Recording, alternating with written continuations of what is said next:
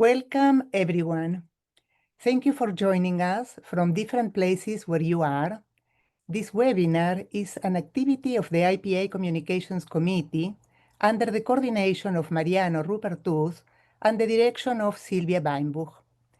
This webinar is being recorded, so those registered who cannot attend online can watch the video later. And then the video will be accessible on YouTube to the public. The speaker's opinions are personal and are not institution position. The webinar today is called, "Is Trauma Still a Key Concept in Psychoanalysis?"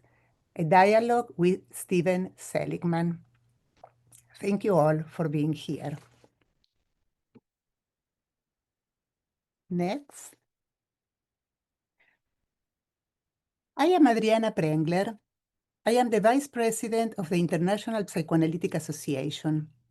I am originally from Buenos Aires, Argentina, and later I moved to Caracas, Venezuela, where I trained as clinical psychologist and psychoanalyst. 15 years ago, I emigrated to the United States, and I am training and supervising analysts in the Caracas Psychoanalytic Society and at the Northwestern Psychoanalytic Society and Institute in Seattle, Washington. I want to say that this is the last webinar organized by the IPA Communications Committee during the 2021 to 2025 term. I would like to express then my appreciation and gratitude to the team led by Silvia Weinbuch and coordinated by Mariano Rupertus, who together with colleagues from different continents worked with dedication and creativity to strengthen and expand the IPA's communication channels, bringing our global community closer and fostering dialogue between the different regions. So thank you so much to this team. It has been really a pleasure and very successful during these 4 years. Can we go to the next one? So I will explain a little bit the webinar structure. We will have first, we had already the instructions, the presentation from Steve Seligman, who I will introduce soon. And then we will have a short discussion between the two of us, and we will wait for your questions and answers. We will expect your questions anytime you want to write your question, you can do, and I will explain now. But you don't need to wait until Steve finished his presentation. We can go to the next one. So when you want to submit a question, you can go below in your screen and touch Q&A section in the bottom Zoom bar. I want to say that the questions will be anonymous, and I will receive the questions to ask our presenter. Can we go to the following? Also, the automatic subtitles will be available in English. If you want to have the subtitles, you can press the button in the bottom toolbar that says CC to enable the subtitles. We can go to that. Remember again that this webinar is being recorded and will be uploaded to the IPA website and to the YouTube. You will be sent a link to the recording in the days following the webinar. So if you could not be here, for the people who cannot be here, they can also listen to it later. Participants can only interact through Q&A. Chat and microphone functions are not available in the webinar format. We can go to the next one. And here I will introduce Stephen Seligman, our presenter. He is a clinical professor in the Department of Psychiatry and Behavioral Science at the University of California, San Francisco, and at the New York University Postdoctoral Program in Psychoanalysis. He is a training and supervising analyst at the San Francisco Center for Psychoanalysis and at the Psychoanalytic Institute of Northern California. He is editor emeritus of the journal Psychoanalytic Dialogues, author of the book Relationships in Development, Infancy, Intersubjectivity, and Attachment, which has been translated into Italian, Spanish, Korean, and Ukrainian. He is a co-editor of Infant and Early Childhood Mental Health, Core Concepts and Clinical Practice. Next. We will show here the cover of his book, so you can identify it very, very quickly. It's we have here the cover in Spanish, in Italian, in English, and in Korean. So, well, it was nice to share with you these covers and also all the CV, some of the most important things that Stephen Seligman offered to us. So, Steve, thank you so much for being here. And, well, please, it's your turn. We want to hear you. Thank you. Can you hear me? Can you hear me? Yes, you can hear me? Can you hear me now? Very good. Okay, yes. Let me just start a timer so I know when I'm speaking. Thank you, Dr. Pringler and Mariano and Silvia as well, both for this series and for this invitation here. I'm pleased to be here, and thank you to the IPA and Adriana for the invitation to speak at the keynote at the Congress. I'm looking forward to it very much. I'm pleased to have this opportunity to speak about trauma today. Excuse me. To speak about trauma today, particularly because the keynote, although the subject that I was assigned was sexuality, aggression, trauma in theory, I speak there less about trauma, and I'm glad this morning to be able to speak more about trauma. It's a very broad area, as you all know, and I'll just try to provide a kind of overview of certain themes that I think are relevant to the question. And I'll try to, I think, in answering the question today about is trauma still relevant, I'll start by saying that I was a little surprised to have the question asked, because for me and in the communities that I'm engaged with here in the United States, the idea of trauma is as vital as ever. It's and perhaps in the discussion I can understand better where the question of trauma stands in other analytic communities internationally. I say that I say I was surprised, not in protest, but in interest. I think that said, that the question of trauma is an area, very much an area of contention, very interesting and forward-moving contention, I think, because as it always has been in psychoanalysis and its surround, because it's so essential. It's in some sense it's the term that links us most immediately to psychic pain, and it also links us to the physical pain. Trauma is a term that's common to psychoanalysis and developmental psychology, and of course to medicine. So we know when we speak of trauma that we're talking about something immediate and painful and difficult, and that's beyond the ordinary experience of everyday life and of everyday suffering. And also we know, thinking of some of the linguistic correspondence, the dreamlike nature of trauma.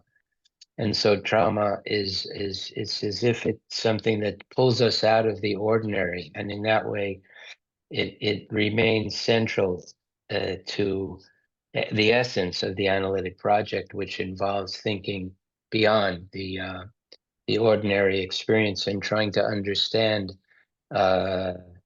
something which is elusive and troubling and disruptive in our everyday life. I think so.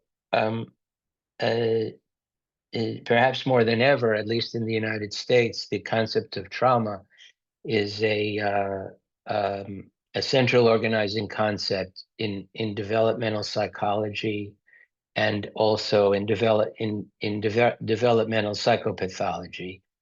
And this is both useful and positive, I think, on balance. And also, of course, at least again, I can only speak for the United States. There's a lot of almost trauma has become a cliche in the public mind, especially as it's been brought into the political and historical arena. And we as analysts have a lot to do to help to clarify the idea of trauma. Another feature of the development at this time of the use of the term trauma is the extension, the broader extension, both in our field and beyond, to the historical and political context. And increasingly, we're interested in the role of historical trauma and cultural trauma, whether historical trauma in the United States, slavery of Africans and the seizure of Native American land. Of course, we have very much here and elsewhere the struggles of people immigrating from traumatic situations, political, racial situations. And we have, for many years also, we have the transformative emphasis on the actual abuse of women and girls and sexual abuse, and the contribution of feminism to the transformation of the understanding of trauma in the late 20th century should not be underestimated, as attention was drawn and data was brought forth about the abuse of women and girls. So I've already foreshadowed how the notion of trauma has changed and expanded in since Freud put it forward and in some sense invented it for psychology and psychopathology. Excuse me. But I will say that there is I think, a substantial concordance between Freud's original conception and the current strong conception, which is emerging from clinical research, developmental research, and neuroscience research. And I'll touch on that throughout my talk. In some ways, I want to update and bring coherence between some of the ways trauma is discussed in the adjacent disciplines and our own history with it. Before I do that, I should mention that in the worlds of trauma theory and the clinical worlds of trauma in the trauma theory community, in the clinical trauma community, there's been substantial criticism of the psychoanalytic approach. And Freud is not acknowledged. He's mostly acknowledged as having not gotten it right. And I think that that's unfortunate, though there are certain elements of the Freudian turn in regard to trauma, which are worth our being quite circumspect, quite aware of.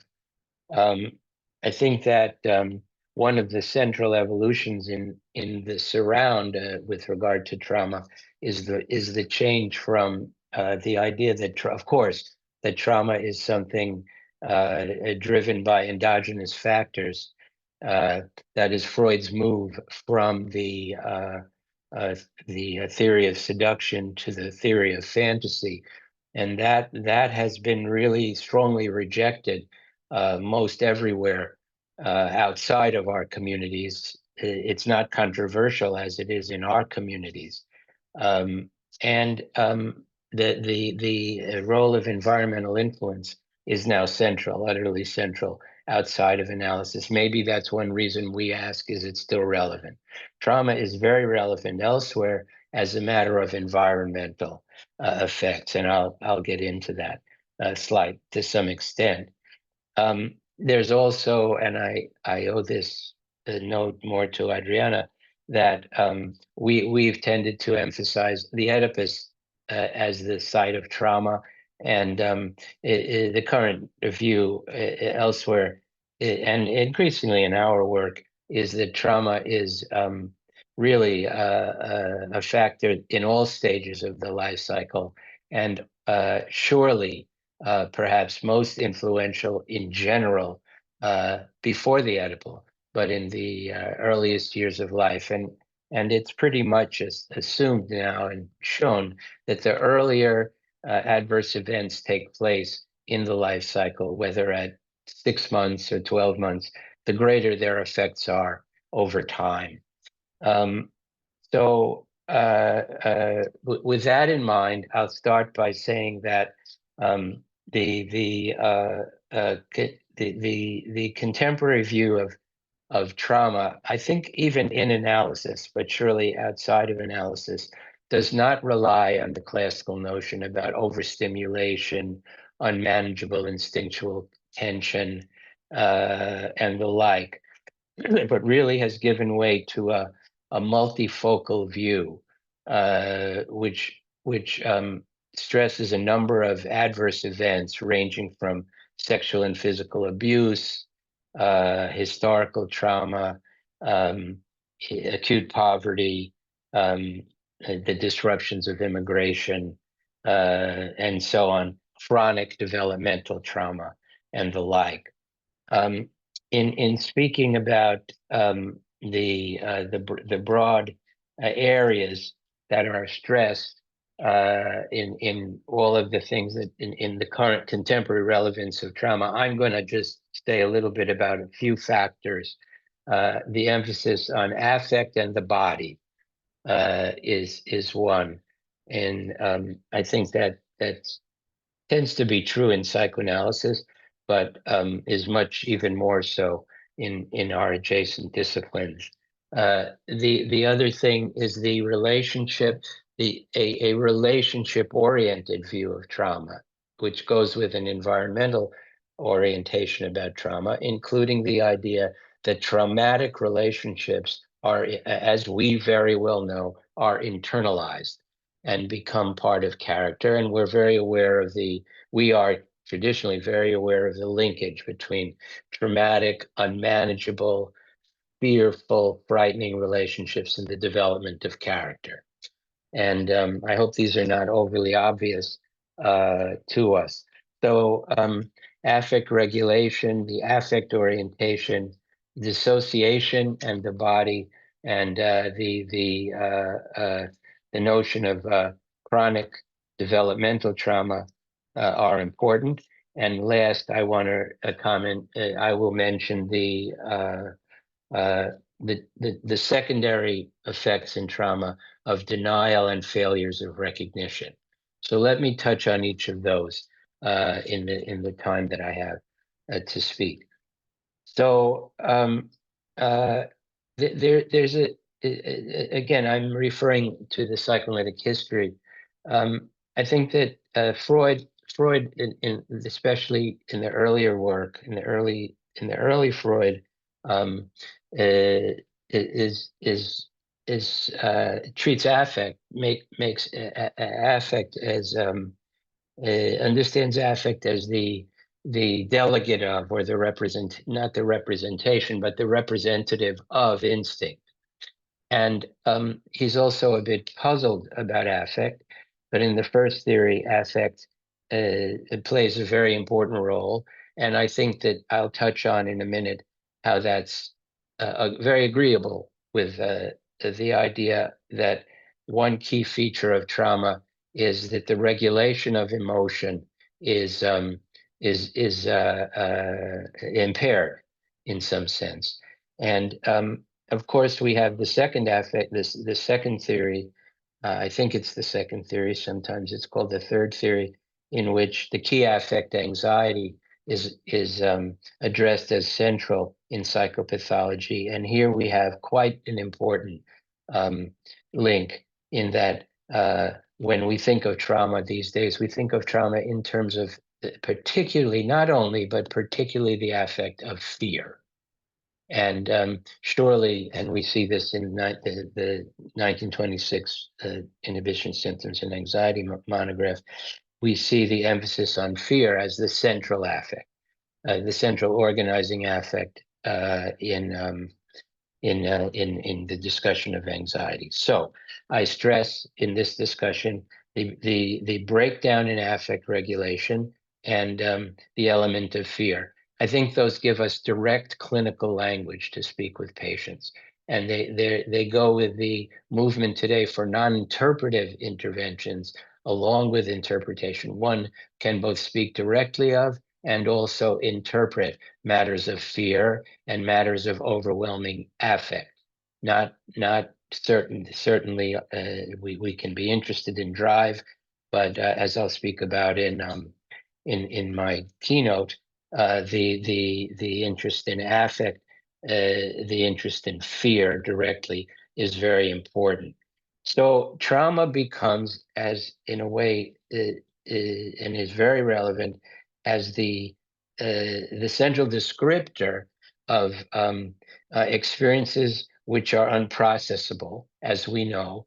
They're overwhelming, and the important interest here, I think, which is in the area of both an overlap and an update of the analytic tradition on this, is that the traumatic experience cannot be processed, partly because it overwhelms the capacity of the cortical nervous system, of the thinking system, if you like, to work.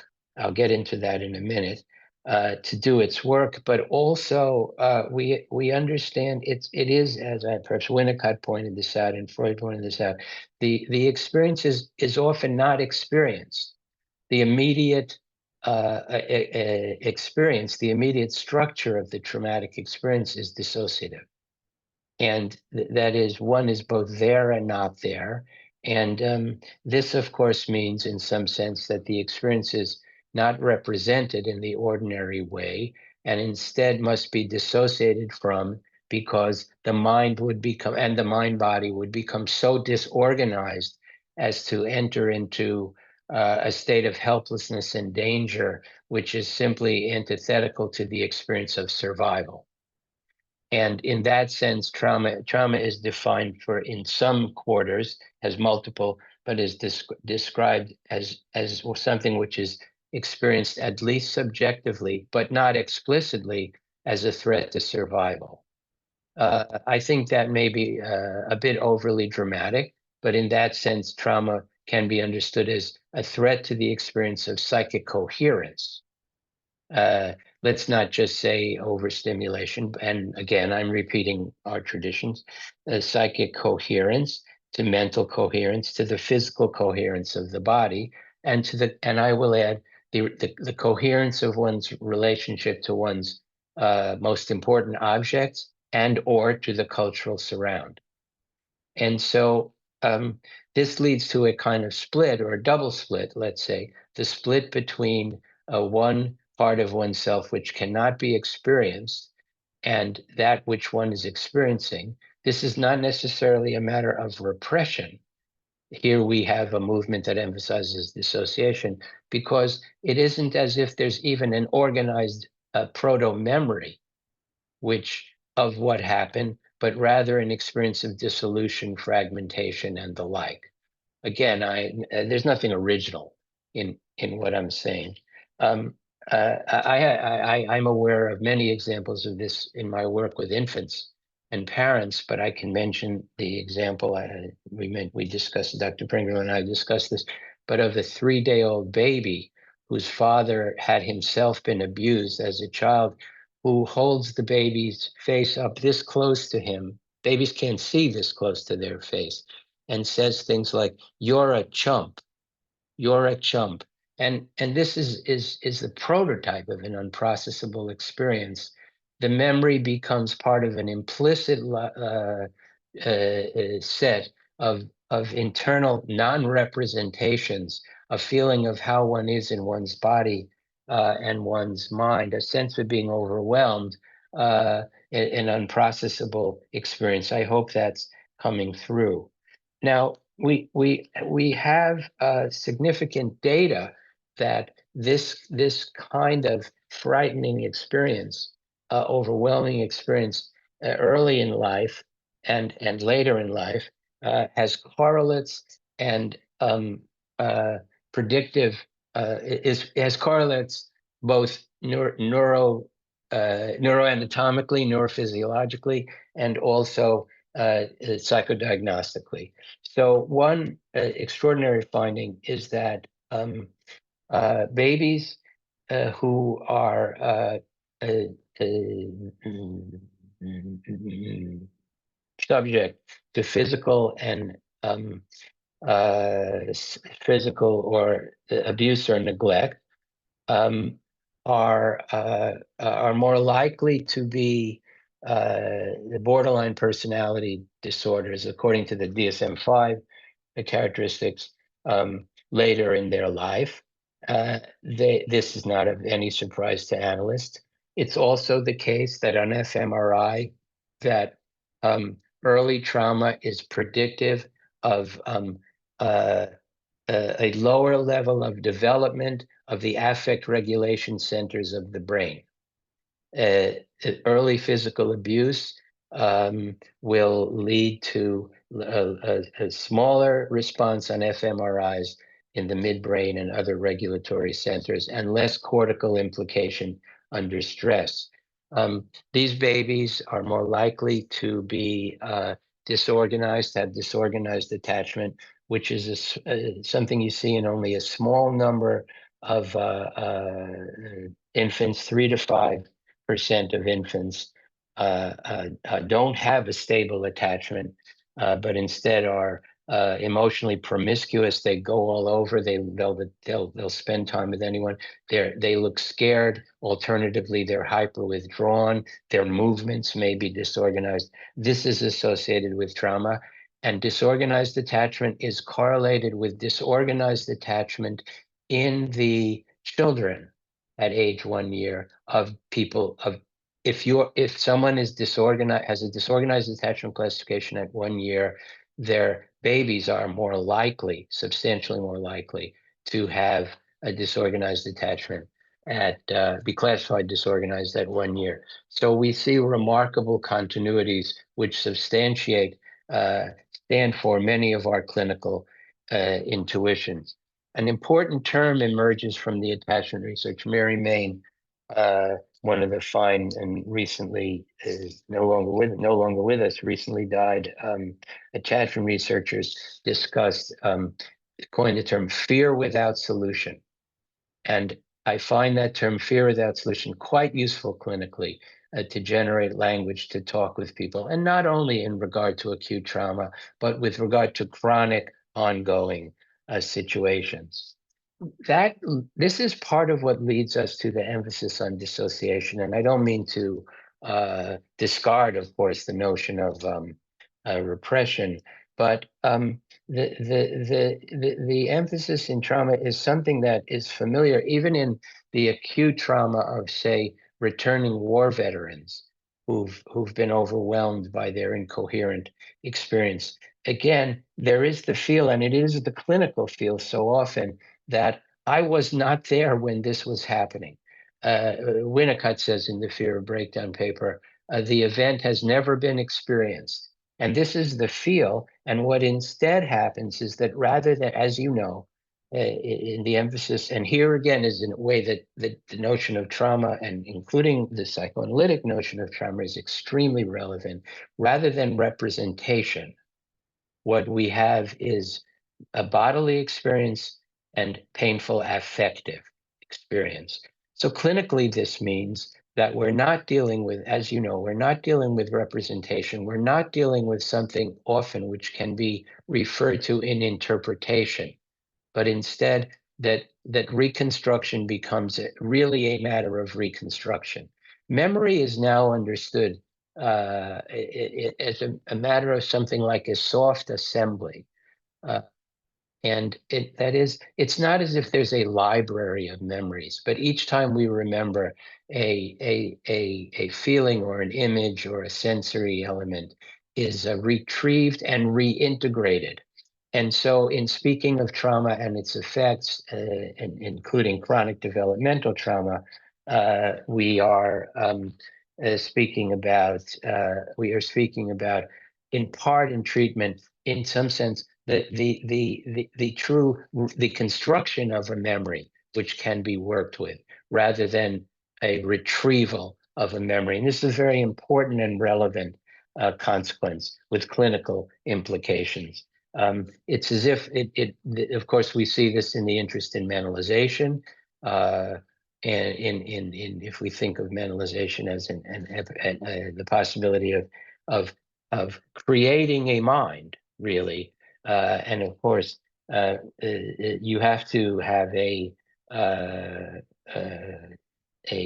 how shall I say? You have to have a mental apparatus applied to something before you can actually reflect on it.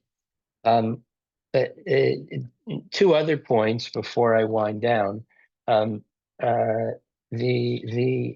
Another key feature of trauma, as it's often discussed in many but not all cases, is that the initial painful event or events are not acknowledged.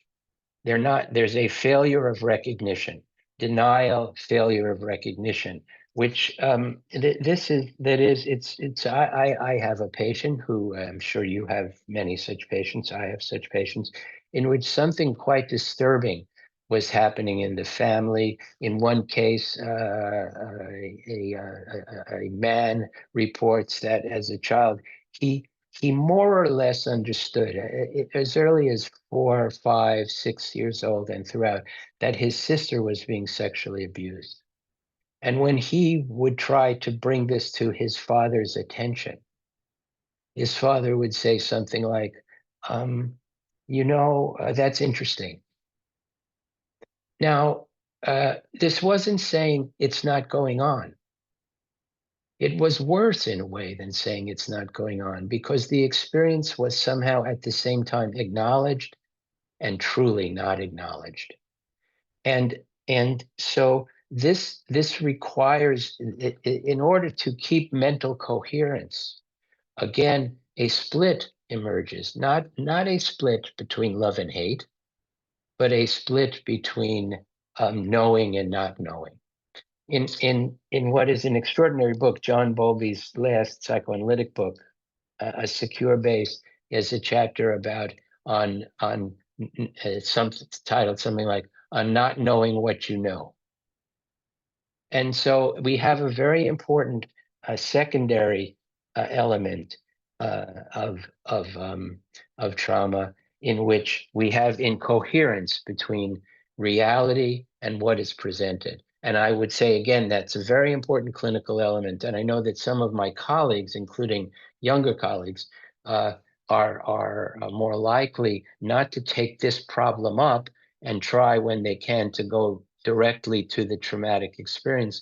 And this can be clinically, how do I put it? It doesn't work, because in the transference, or even just in the mindset, the patient is actually either doesn't experience, because of dissociation, what happened, cannot represent it in language, can't even enact it in the transference, and instead really doesn't know what we're talking about because it's as if it's going on in some other world.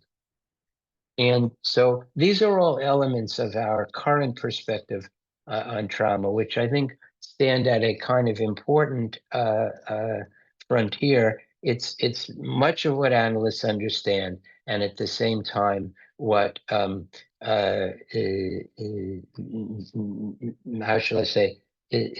We understand it and don't, and we have a great deal to learn from our colleagues in adjacent disciplines, and also they have a great deal to learn from us. I want to last mention the issue of which I alluded to, chronic developmental trauma, which of course we don't only use the term trauma to speak to the ways that single events or even single relationships are impacting development, and we also increasingly don't, and this is commonplace, don't use the word and the concept of trauma to apply to an acute state. But as many have written, we're talking about difficult to manage, frightening, negative affect, which is chronic, which goes on for a long time in families and in growing up. And we make the distinction between chronic trauma and so on, developmental trauma, as you know, and acute trauma. Acute trauma has quite a different look. And here, the idea of implicit relational structure, not only in unconscious relational structure, but implicit relational structure, which is, often even visible in the way someone carries their body, in their tone of speech, all of that we see and intuit about in the first session is involved. Who was one taken to be? And one patient of mine, whenever he would want to be proud, he would be proud with his parents, with his mother, and do this. He would always be belittled and threatened, and invited in being belittled and threatened into an intimate, sexual, sadistic situation with his mother, not any sexuality enacted. And this, of course, becomes his character, and so on. And we have an example of a chronic trauma, exacerbated, of course, by the extent to which the relationship is a needed relationship. So I mentioned parenthetically, but importantly, the dilemma between a needed relationship and one which is painful, fearful, deprecating, and the like. This is often a profile in chronic trauma, as you know. I mentioned the findings about the effect of childhood problems and their long-term effects. The developmental research is catching up to analysis in this regard. And you can say this relates to the notion of ongoing effects in the environment of all sorts.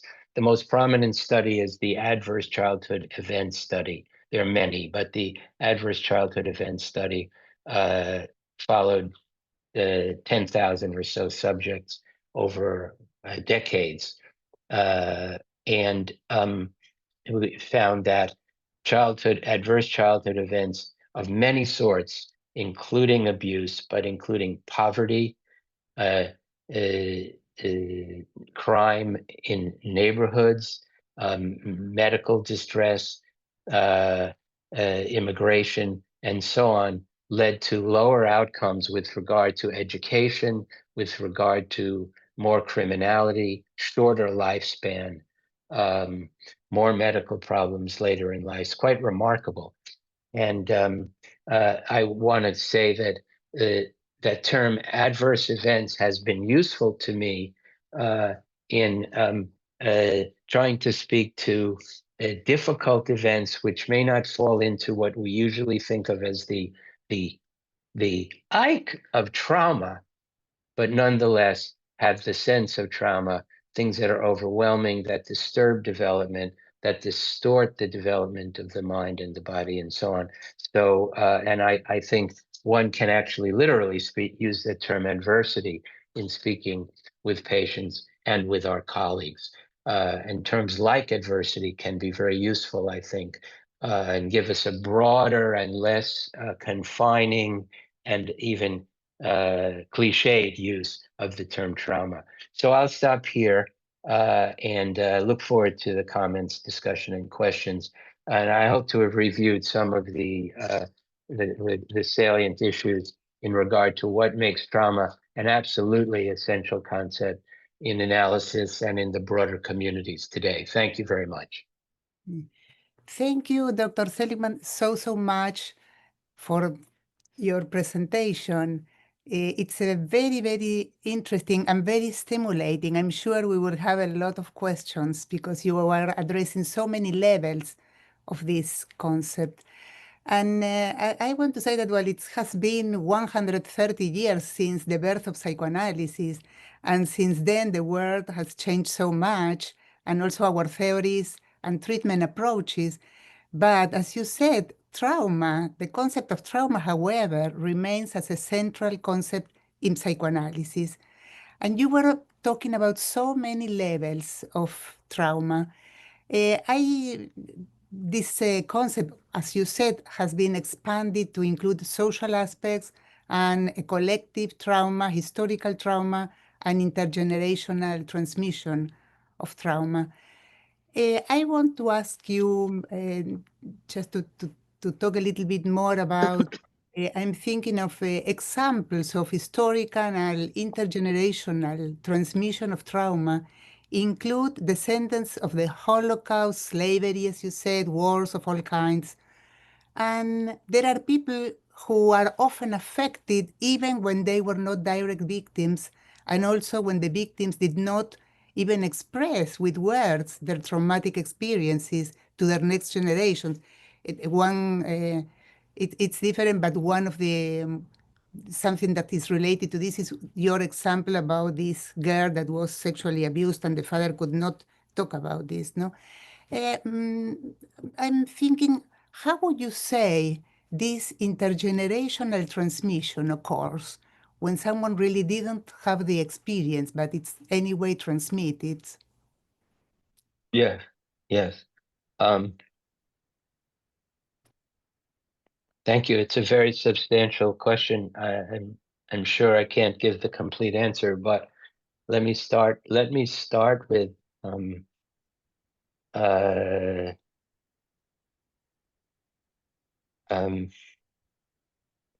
I want to start in two places. I want to start with the Freud idea, of course, of the unconscious, the communication between unconsciouses.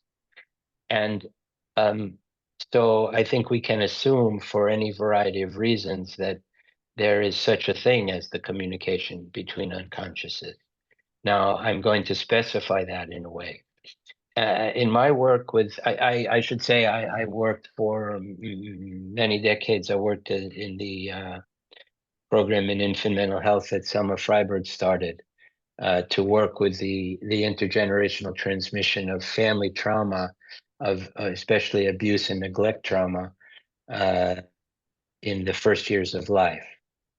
And so she, of course, wrote about the ghosts in the nursery. The ghosts in the nursery is a phrase that captures the transmission of adverse experiences in the childhood of the parent into the baby. And in that context, we and many infant observers could see in the details of the way that parents and caregivers would handle their babies. You can see any variety of expressions, projections of the ghosts. And so you have mood, you have the pace at which the response from the parent to the baby is transmitted. You see all kinds of expressions of pleasure and joy most of the time, and fear and apprehension. For example, just for example, a generic example, when the baby shows interest in something, and it matters very much if the parent engages in joint attention and looks, and we both look, and Adriana and I look together, and we have enthusiasm for an idea, and then you can feel it. She's smiling, I'm smiling, we smile together, and then we become glad to have interaction. But what if she smiled and I made a face, or I made a frightening gesture like baring my teeth? It would create an entirely other situation. Now, imagine if a parent was traumatized, let's say, whether it was a forgotten episode or a series of episodes of physical abuse, or it was uh, the general fear coming from having been in the Holocaust, God, or being in the Nakba, or being now in the midst of the wars in Ukraine, the Middle East, or Africa, and so on. There would be a difference in patterns of response and attention and pace, and there would also be the evocation in the caregiver, as we know, of memories, which would be projected, not only projected in an expectation of the baby. I know he's going to be hostile to me. Why? Because everyone was hostile to me 30 years ago. I never worked it through. I know, and I know it, but I don't know it. Well, the expectation of hostility leads to a climate of difference, of depression, and so on and so on. You know what I mean. So all of these things are involved in the intergenerational transmission. Now, at another, forgive the long answer, but also cultural practices. So I hope I'm not speaking in a racially caricaturing way, but the impression among many clinicians and colleagues, black and white, has been, or was years ago, it makes sense that in the African American community, that uh, children, especially boys and young men, were encouraged to be prepared for conflict, uh, were encouraged to be tough, in recognition of the fact that their lives were dangerous, and that they were subject to violence of all sorts, particularly from authorities and so on.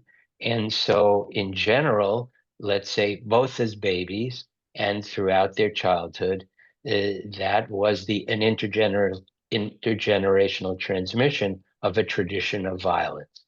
And that sort of trauma. Cultural practices of all sorts convey that. I know as a Jew, we were encouraged to be cautious in certain situations and reminded of our difference. And this was a kind, I suppose, it was an intergenerational transition of culture, including of trauma. And of course, on the other side of the spectrum, that people are encouraged to feel entitled and so on and so on.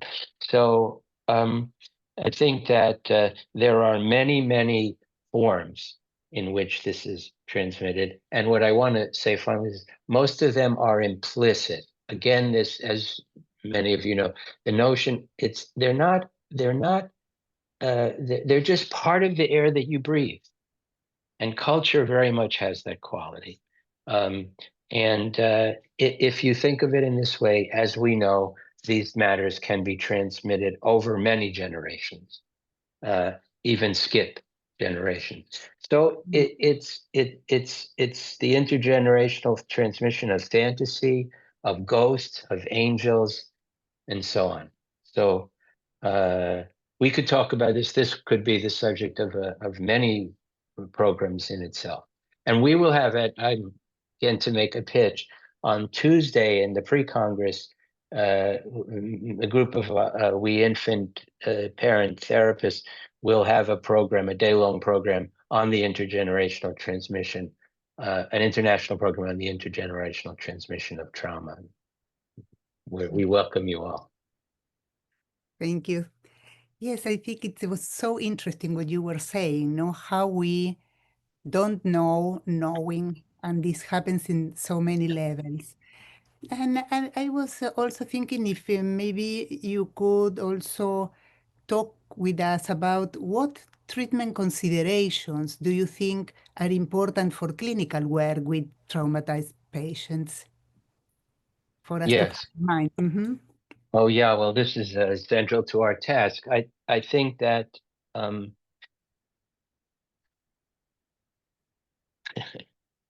no, I'm laughing because on the one hand, my own sense of, well, this is so implicit.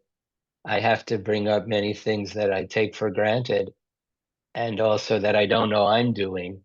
And also, it's a very long list. It's you know, it's as if saying, well, how do you do analysis? You know. So, but I can say first that uh, I think one thing is patience. That I think that eh, eh, eh, there there there is it takes a while for people to be able to speak about and to understand about how hurt they are. And I think this is particularly true following acute trauma. And so I think that uh, I've tended myself to err on the side of patience rather than interpretation, and letting things stay implicit for longer than I might in let's say an ordinary neurotic case. That is the um, uh, you know, I find, especially when I supervise younger colleagues, that they're quick to say, let me make the link between, you know, that you're angry at your boss and that your father was harsh to you. And this it presents a few dangers, risks. One is that you get a kind of intellectualization, and which may foreclose other kinds of discussion. And another is that you get you get a kind of compliance, which often takes the form of intellectualization. And so I think that the driver is true for me in general, but the driver is when the affect, as many say, the affect becomes relatively saturated. And also, so that's one issue, the driver for explicit intervention. And sometimes that takes a great deal of time. It means that the background of safety in post-traumatic, in cases where trauma is most salient, a background of safety is even more important than it is in the uh, I don't want to say typical case, but in the case of the patient who is more intact or who has not had very frightening experiences. And I think that one has to be sensitive to the background of safety. I think that in when the character is traumatically organized, I think, let's say, the classic case are certain kinds of borderline presentations. Then the two other considerations apply. I think one, and you mentioned this, one is the danger of premature interpretation frightening the patient. It that is it will one aspect of trauma in general is that it interferes with the sense of reality. and particularly when there's this kind of secondary, you don't know what you know. And so interpretation sometimes ends up coming through as, I'm going to tell you who you are. And that can, I would be wary, particularly wary in the characterological traumatic organization, let's say, very glib term.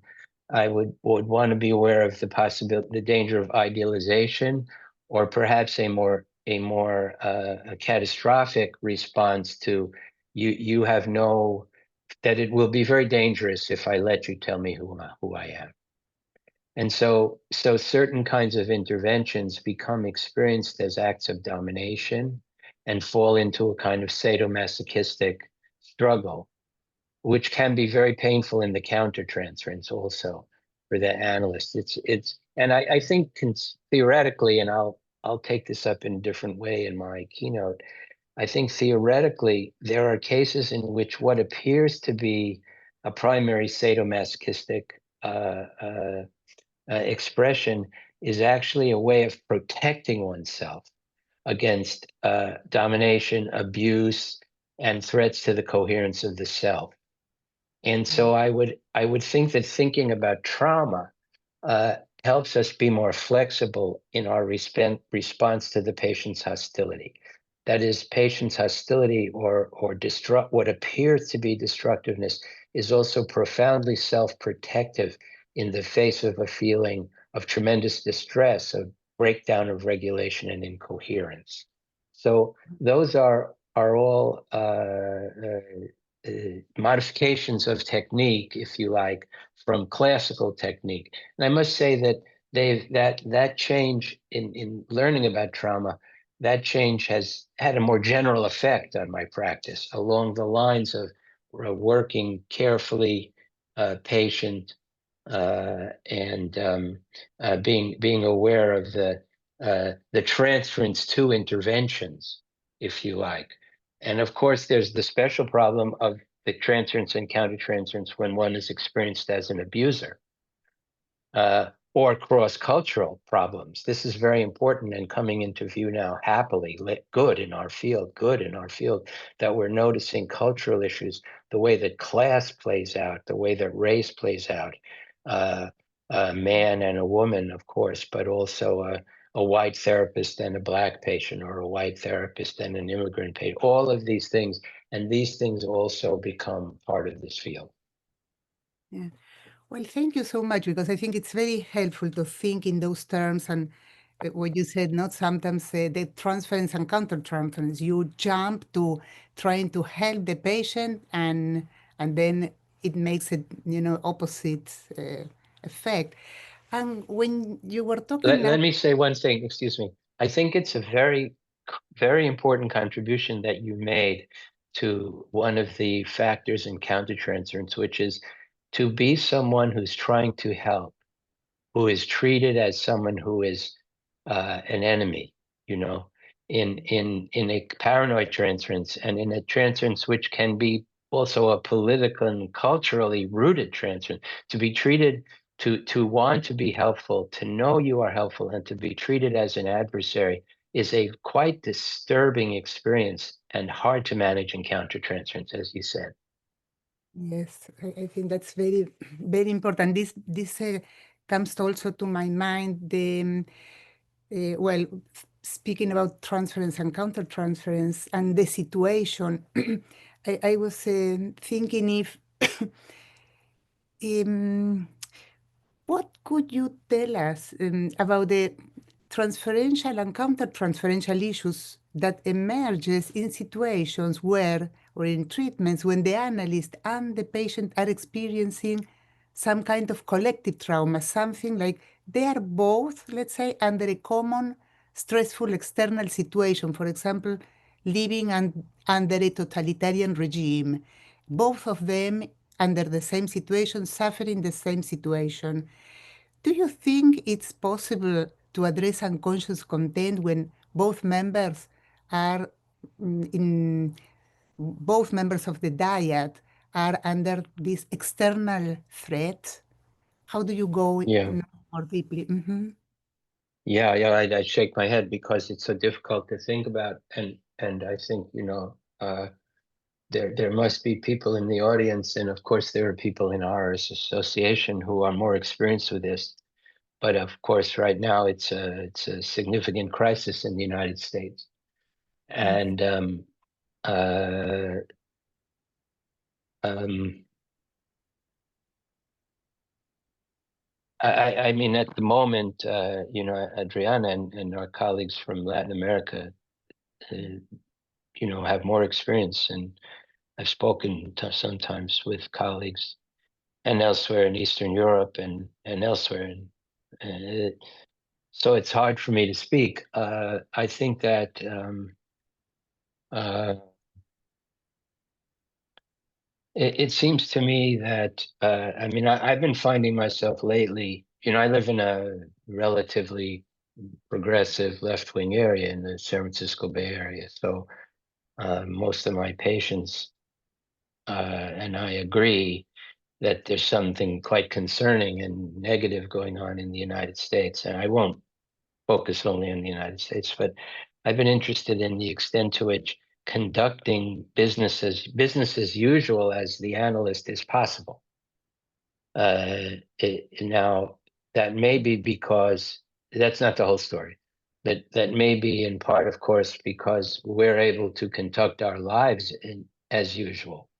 And I'm learning something that I'd like to learn a great deal more about how one lives one's everyday life under conditions of authoritarianism and other kinds of adversity, you know, disasters and so on, and has one's everyday life. And then at the same time is in an environment where, you know, a mile away or 100 miles away or so on, rather terrible things are going on. I think for me, when I was growing up, you know, and would hear often about, you know, we knew all about Nazi Germany, and I think it was only when I was 40 or 50 years later that after the war, World War II, that I realized sometimes there were sunny days in that environment. It was as if otherwise every day was an awful day, and that people lived their lives, and this is what happens. I think in that sense, it's possible for me to do a kind of routine psychoanalysis in the seclusion of the office, but it feels increasingly alienated and punctuated by these notations of the authoritarian situation. Now, I think for people who are actually under attack, and in some sense, you know, in our country, there are a variety of classes like that, or people whose identity is shaped by having been under attack. It's you know, let's say in the United States, African Americans. I think that it's a more complicated matter, but my sense is that that also goes on. So the question then is, you know, been very difficult. I have to speak for myself to find a way to weave this in. Does one weave it in? Does one conduct business as usual with then punctuations about, oh my, today such and such happened. The Marines were called to the city, or and so on. And I think in other nations it's come much closer. You know, friends are taken away and so on. So you know, or you know, so and so's friend or is killed by the police or whatnot. So I think I think I end up speaking very much as a citizen, and then I wonder what it's like am I being an analyst? You know, how am I being helpful? So I hope I've raised the issues in my response, and Adriana, maybe you can, someone in the audience, you can be more, you have more experience, I assume, or you know, friends and your colleagues who have more experience. But I think for me, I do think it's possible, but one does it with considerable alienation. The last thing I want to say is that one is always alienated in conducting the seclusion of analysis from the social surround, whether things are going well or not. And that's a peculiar and productive element of the psychoanalytic situation. But under these kinds of duress, it's difficult. The last thing I think, I keep saying the last thing, but The last thing is to say we will do well and are starting, and I know this is true in the Congress, we are starting to work to develop a socially oriented language for the intrapsychic life. And I think that that's very important. That is that I co-chair a seminar in the American Psychoanalytic, where we try to say, you mustn't here speak about the case in terms of the family of the patient. You must speak about the unconscious derivatives of the social world and the primary process of the social world. And I think we need to work hard at that, especially at times like these. Yeah. Yes, I see that we are, I could be having a dialogue with you for hours I because would love to, yes. yes, me too. You have so many interesting thoughts. And when you say, well, the last thing I want to say, but then there is another last because there are so many thoughts. And, I think it happens to me also talking to you and listening to you. And I imagine all the audience is also having the same feeling. So I think I will need to give some space to them. And we have a lot of questions from them. So I will have Oh, to great. my impulse to continue. Thank you. Well, I'll try to be a little briefer in my response to. Well, please feel free to say whatever, because I think a lot of questions also, I'm sure that any question you respond, the other people who maybe don't have time to make their questions will be so happy anyway to listen to you. Thank you. So we have, let me see all the questions I have. One question from the audience is, could you refer more to the concept of adversity? What implications do you see in the conceptualization of clinical cases? I This is. see. Do you prefer me to say one more question and then you choose, or one by one? Well, gosh, why don't you give me one more? Then we can see if they're linking or not. Exactly. Okay. Then another question is, thinking about the concept of mental trauma, do you think it is a lack of representation due to dissociation or a result of fragmentation, as described by Infancy and followed by Melanie Klein? Okay, so let me take the first question, and I might even ask you to repeat the Yes, of second course. question. Mhm. I think I used the term I brought up the term adversity because it speaks to uh, um, a difficulty in our use of the term trauma, because I think traditionally and now trauma tends to evoke a sense of being deeply disorganized and not being able to manage. I think that's essential to the notion of trauma, something which breaks you. And this will bring us to the second question. And I think that we might think that also there are conditions that are very disturbing and developmentally and psychologically costly, but don't have that quality of acuity. And I think that they can be very important. And those include both quite personal and intimate conditions, physical conditions in the family and in the socioeconomic and cultural surround. So perhaps one could take the example of a disability, of a physical disability. I was consulted recently by the mother of an infant, young child with a motor disability.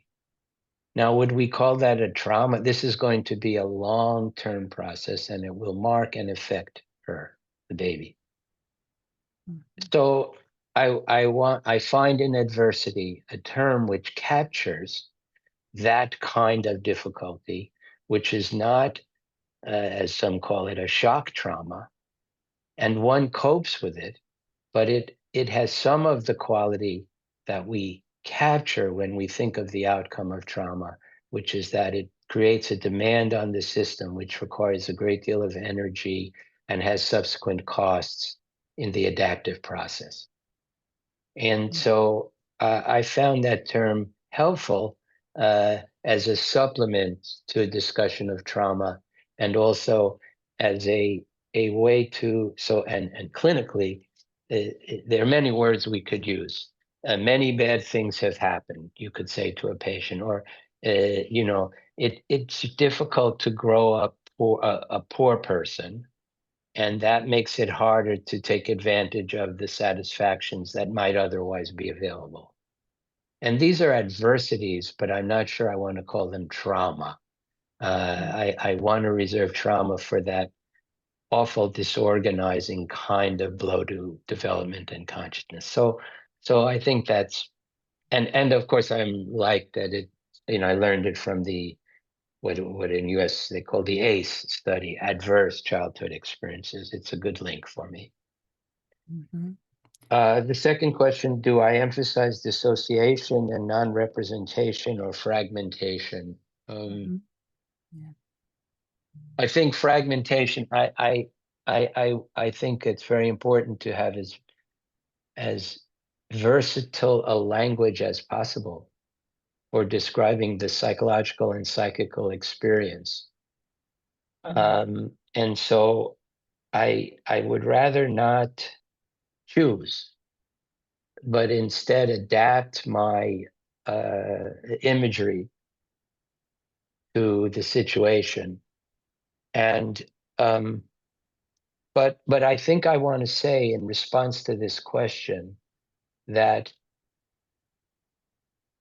so some patients will show you more fragmentation and some patients will show you more dissociation, but I would like to think of the failure of representation and dissociation as overlapping but different, and to think of fragmentation also as overlapping. That is, I think the idea of fragmentation can be understood as a kind of acute and form of dissociation. That is, I think you can think of fragmentation as dissociation into many parts. Now, I don't mean the DID, multiple personality. So I think that's a short answer to the question, and I think it's case specific. And I prefer to loosely hold these both things and then be able to speak to a patient. I think dissociation, that said, is a rather broad and useful category. But surely people feel that they're falling apart. But it's also the case that in certain kinds of trauma, people feel that they just lose themselves. So I think we need a variety of languages. Yes. It's the best I can do. Thank you. Yes, thank you. Well, we have not so much time, so I will try to see. Another question is, if trauma is understood as unrepresented experience stored in embodied layers, what does psychoanalysis offer in response? Do we, as psychoanalysts, have an ethical responsibility to incorporate non-verbal, non-symbolic forms of intervention alongside verbal interpretation? I'm very grateful for this question. The second part is something I meant to say and didn't say, which is that I think that I'll just repeat what you said, that the sphere of interventions is broadened now and includes many nonverbal interventions and also pharmacological interventions, and at least of some interest now are the beginning developments about the use of different psychedelic medications. This is uncertain, but is promising. It's promising research. And of course, we have the many fields that are somatically oriented and so on. What I think about the ethical responsibility is that, one, I'm not sure. I've seen patients who have benefited tremendously early in their analytic treatment from other interventions. I've become more interested in referring my patients to other treatments along with analysis or analytic therapy. I think one has an obligation, an ethical obligation, to consider other kinds of treatments, either as adjuncts or as primary treatments. I think that there, on the other hand, I would not be quick to dismiss analysis or analytic treatment, maybe not analysis in the classic sense, but analytic treatment for two reasons. One, many patients, in my experience, are not prepared for the sharpness of the interventions that go directly to the trauma, EMDR or somatic experiencing or psychedelic assisted therapy, whatnot. And second, their psychic development and their relational development has been more generally impaired. And so the analytic approach can be very important, both as preparation and also with regard to more broad intervention, and finally with regard to integration of all these things that have happened. So I think we should consider options, and we should not feel that we're caught in binaries in this sense. That's the best I can do, and that's how I try to practice. I want to make a quick comment about the first part of the question. I have mentioned many times unrepresented experience in my talk, but I don't want to define trauma as a matter of unrepresented experience. I want to be sure to restate that there are matters of dysregulation, of breakdown of regulation, and breakdown of recognition. And that in some sense, those are the building blocks of useful representation. But I do want to make sure that we don't stop at our psychoanalytic interest in representation only, but that we speak about also, that we become aware of affect regulation, bodily regulation, fear regulation, and the issues of recognition. And I think that those are all matters also, now to integrate the first part of my response in the second, those are all matters which I think we have to integrate into our technique in certain difficult cases, helping patients regulate and being more explicit at times about using those things. I have not found that they interfere with the clarity of the projective field to the extent that, and the transference that I have been warned to. Though there is a problem of tilt to the positive transference. I think it can be managed. Yeah. We have time for one last question. Oh my, okay. Yes, time is flying. Don't we Yes. have time for two? It's only 20 after, no? Okay, Well, no, I yield. I yield. Yeah. someone said, thank you very much for such a clear presentation. As the trauma model has become pervasive in our culture, would you say this has brought certain side effects, particularly in our clinical practice? I am thinking, for instance, of what may be lost in terms of the hermeneutic dimension of abuse and its subjective meaning. I think it has brought problems. I think that people come in and, they say, I want to make therapy about my trauma, or which is a problem, or they fall into thinking of themselves, a certain psychology of victimhood merges with dare I say, I think people are victims, but with a certain psychology of grievance, which can become quite problematic and freeze the object relations. So there are many things like this, and I think there are pervasive elements in the culture of trauma which support alienation from oneself as a living person in general. And sometimes there's a whole trend, I think, particularly in the United States, toward a kind of a mechanical view of oneself. And sometimes people will say, okay, how do I deal with my trauma? And they want the model. And so I think absolutely yes. Um, uh, let's see, what was the second part of the question? There is an observation. Thank you for your compliment, by the way. Yeah, that there is an observation and then a question, but I lost contact with the Yes. question. So it says, as the trauma model has become so pervasive in our culture, would you say this has brought certain side effects, particularly in our clinical practice? I'm thinking, this person said, for Yes, instance, of what may be lost in terms of the hermeneutic dimension of abuse in its subjective meaning. yes. Well, I'm not sure what you mean hermeneutic, but I think, yes, I think people are not speaking hermeneutically in that sense, if you like, and I think that's a problem. I think hermeneutics push against reification. So yes, I think that yes, to the subjective dimension, I think we run a risk, and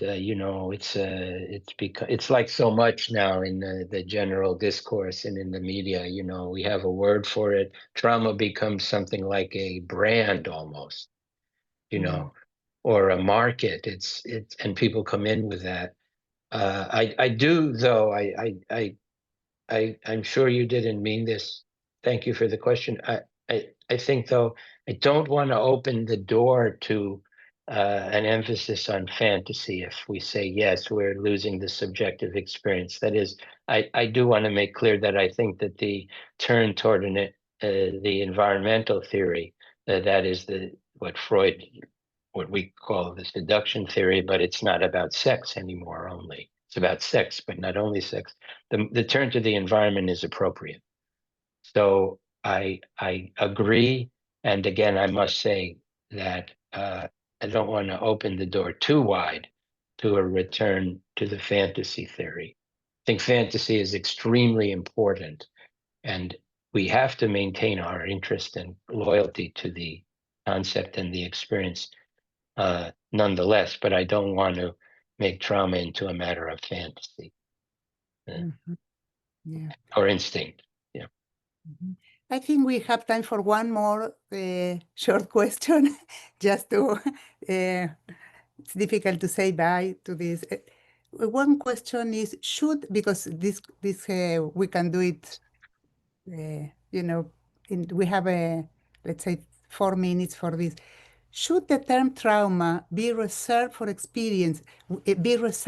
adverse or overwhelming experiences rather than applied to normal development experiences of otherness? Of otherness Yes, is the of otherness. yes. I do think so. I mean, I think we have to think in a continuum. I think that I would not want to say that I would reserve the term trauma, at least for something which is quite adverse. And probably I would want to try to reserve the term trauma, at least privately, that is privately among analysts, for experiences which are disorganizing, overwhelming, fragmenting, and so on.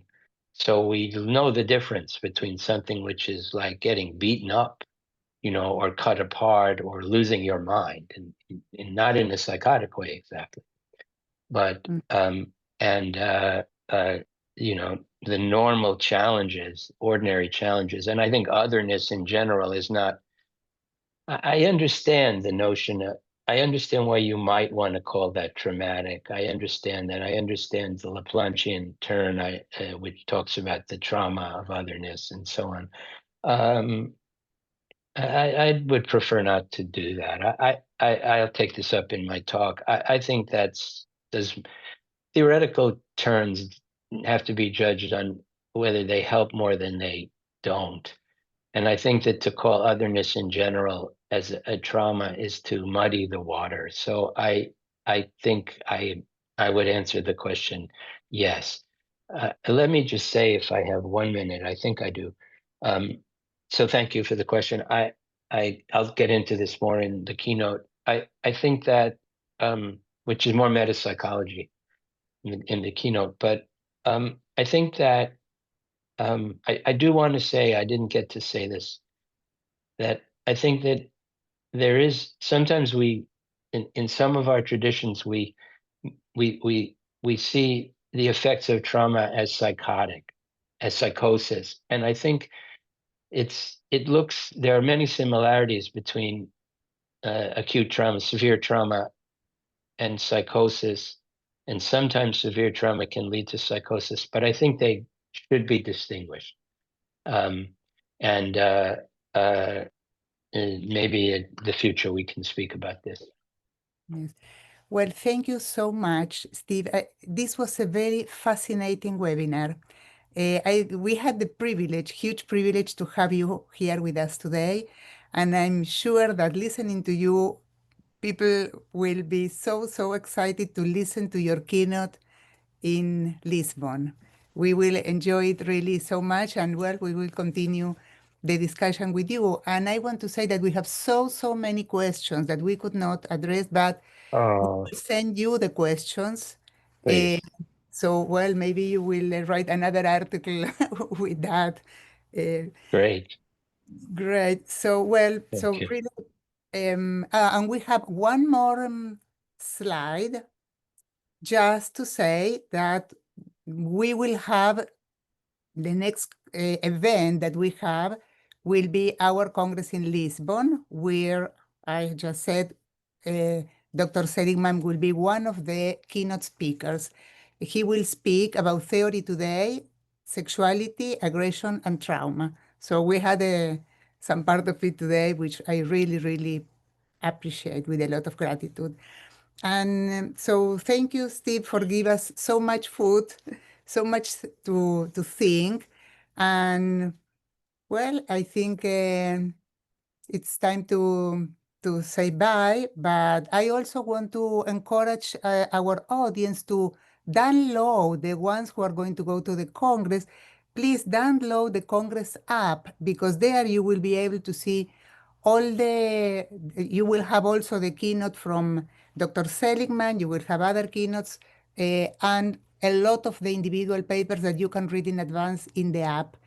So thank you all of you for being here. Thank you, Dr. Seligman, for this wonderful presentation and exchange. So we'll see you soon in Lisbon. Thank you. Thank you. Thank you very much. Thank you. And thank all the participants. Of course, I appreciate it. I'm very glad myself. Thank you. Thank you all for your questions. Thank you. Great.